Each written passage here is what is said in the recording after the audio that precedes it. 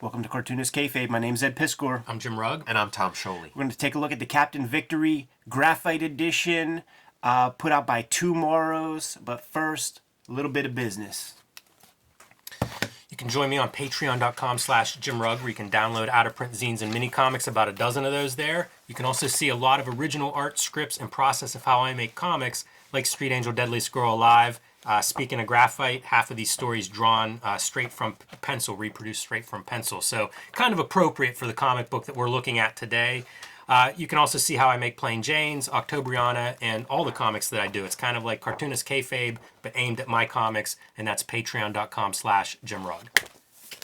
Here's another comic drawn all in graphite. Fantastic Four, grand design. Jack Kirby's Fantastic Four. It's the whole story of their life and death, unfortunately, in one volume. I won't show that last page. Yeah, the prototype for Captain Victory, probably, right? Yeah. And a one-to-one, if you want to learn about how Captain Victory got made, how Fantastic Four got made, here's the book, Jack Kirby, The Epic Life of the King of Comics, also drawn in graphite. Just learn about every little thing that happened to Jack Kirby and all the wonderful characters he created and where they came from. You can also check out my Patreon. Go to patreon.com, search Tom Scholey, and check out my YouTube channel, Total Recall Show, where we recently reviewed the new Eternals movie, another Jack Kirby creation. Red Room, the Antisocial Network book collection in stores now, but not for long. So you got to get your copies while you see it, man, because these things are going quick. And who knows how long it's going to take for that reprint to hit the stands, man, due to the supply chain issues that we're dealing with in this world today. Murder on the Dark Web for Fun and Profit is the name of the game. We're not stopping there, though, man, because I'm starting to solicit the next round of Red Room comics that are going to be coming out in December. That's Red Room Trigger Warnings. You could pre-order these comics on the Fantagraphics website. Go to your comic shop. They can reserve these comics for you. And if you go to my Patreon, you could read these comics before they hit paper. All these links are available in my link tree in the description below this video. But without further ado, man, when you get something like this, man, the Captain Victory Graphite Edition, where I believe Kirby got one of those like thermal Xerox machines, pre-Xerox, and made faithful reproductions of all of his pencils before they went to like Mike Royer, or in this case, I guess Mike Thibodeau. It was Mike Royer for the first issue. Okay. See, that's why we have the Kirby expert on deck, man. Talk about a great piece of technology for Kirby to get his hands on. Totally. Yes. Whenever I would pick up like the Kirby, the Tomorrows Jack Kirby books, magazines, seeing those pencils was always like just a revelation. And it would be a constant churn. He made copies of all of that stuff, and that was such an attraction to the Kirby collector. And you think that maybe you get one or two here and there. No, man, there's a lot of work out there. And you could see that he's just making comics. He's completely making comics. The Captain Victory stuff was a revelation to me when I started buying up those back issues. In that, that's after he's sort of, I wouldn't hear a lot about it. He's still great at the Captain Victory stage. This is a good comic. It's cool to see it in pencil form. Easily accessible, too. You can find these things in a dollar bin. They must have sold gangbusters because you find them everywhere, man. I might have 2 complete runs, if not 2.5 complete runs of that comic book. I mean, always shocking to me his pencils are so tight. Yes, super tight. Like that was like the big revelation of the Jack Kirby collector, because whatever criticisms people might have had of Kirby prior to that, I feel like they're all like addressed in the pencil. You see the pencil and it's like, okay, well, it's not Kirby, It's amazing. Or it is Kirby. When you see the square fingers and stuff like that.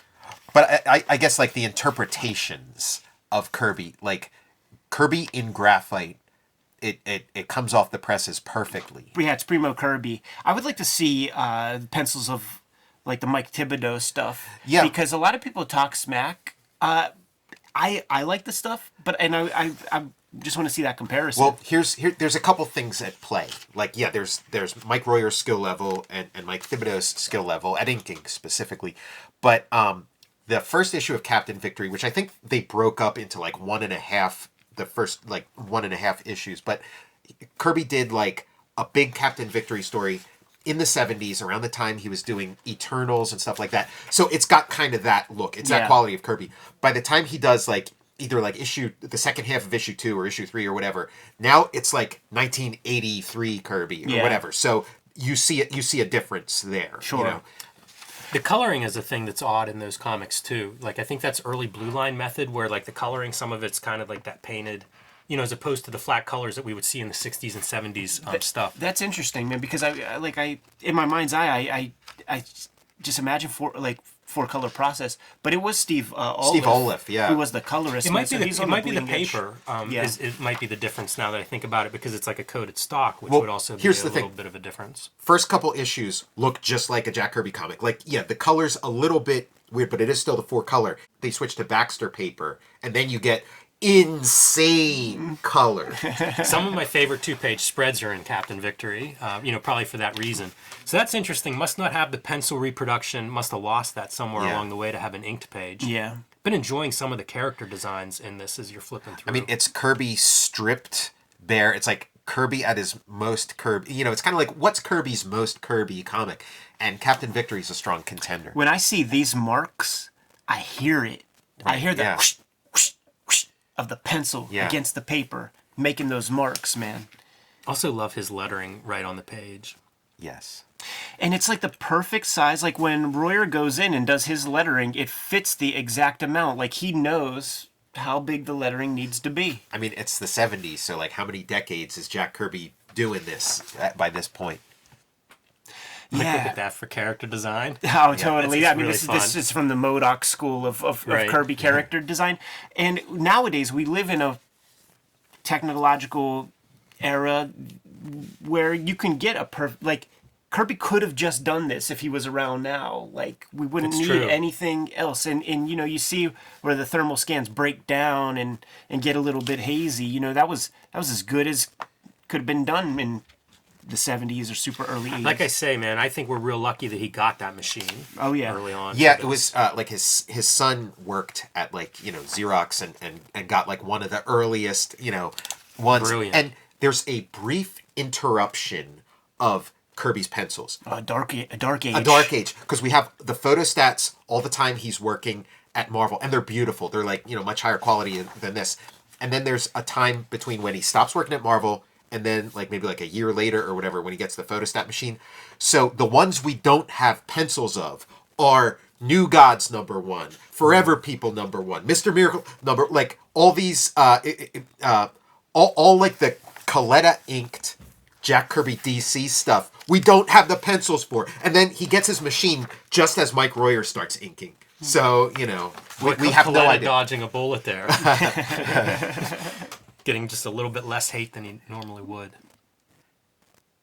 So we don't know. And if you look at the Coletta inked original artwork, you can faintly make out armies of characters that were erased from existence permanently. Oh, yeah. It's neat to see this kind of contrast of like, a suit, a pinstripe suit, very very normal, mundane, next to these space gods and aliens and creature so designs. deliberate, man. That's Kirby in a nutshell. Another thing that was worth paying attention, go back, watch the vid.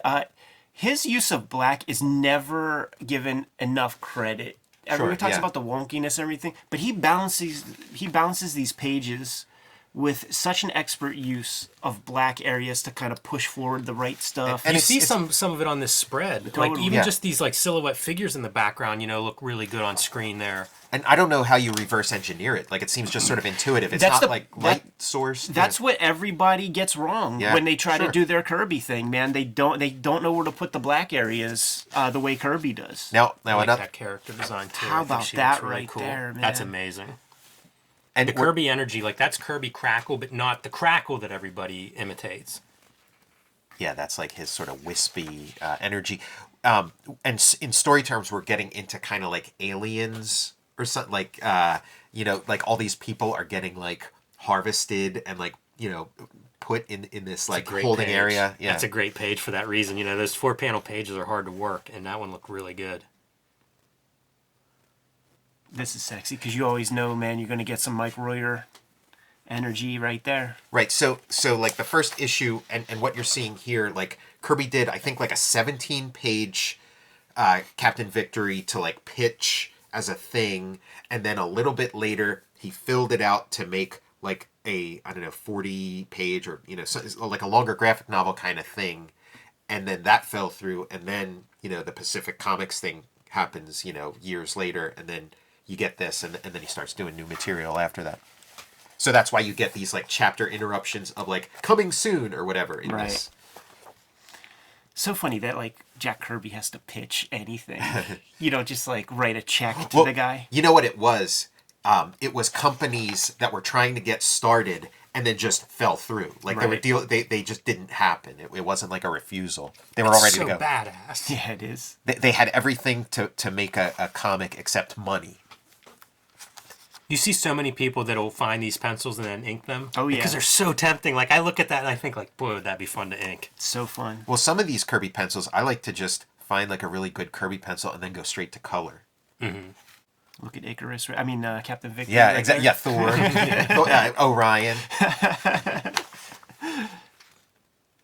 Yeah, man. You got a little, Eternals. You got the Black Racer. Was the ski dude? Yeah, the Black Racer. The Black Racer. You got a little Commandy guy, and Inhuman. Right, yeah, Triton of Yeah. the Inhumans. No, I mean he has his sort of character types, and like this Captain Victory, like this sort of, or Thor, the long blonde hair. Like I think that's like his brother. His brother had like long blonde hair, and would get beat up for it.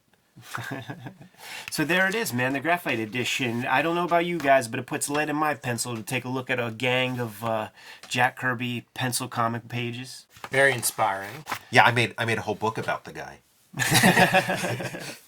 It's a good place to leave it. Kayfabers, like, follow, subscribe to the YouTube channel. Hit the bell. We'll notify you when new vids are available. What's out there, Jimmy? Join me on patreon.com/JimRug, where you can download out-of-print zines and mini comics. You can see my original art, scripts, notes on how I make the comics I make, like The Plain Janes, Street Angel, Deadliest Girl Alive, Octobriana, and more at patreon.com/JimRug. Hey, where would I be without Jack Kirby? Check out Jack Kirby, The Epic Life of the King of Comics, Fantastic Four Grand Design, and check out the Total Recall show where I review Eternals. Red Room, the Antisocial Network book collection is in stores now, but not for long. So, Kayfabers, if you're the least bit curious about the comic, you got to go out, scoop it up, man, because these things are going quick. Gonna be putting out the next round of Red Room comics in December. Red Room Trigger Warnings, issue number 1 begins like December 8th or 9th, something like this, man. You can pre-order these comics at the links in my link tree in the description below, and my Patreon is there too, where you can read future issues before they hit paper for the price of $3. What else do we have, Jim? Subscribe to the Cartoonist Kayfabe e-newsletter at the links below this video. You can also find Cartoonist Kayfabe t-shirts and merchandise at the links below this video. All right, man. Give them those marching orders so we can be on our way. Make more comics.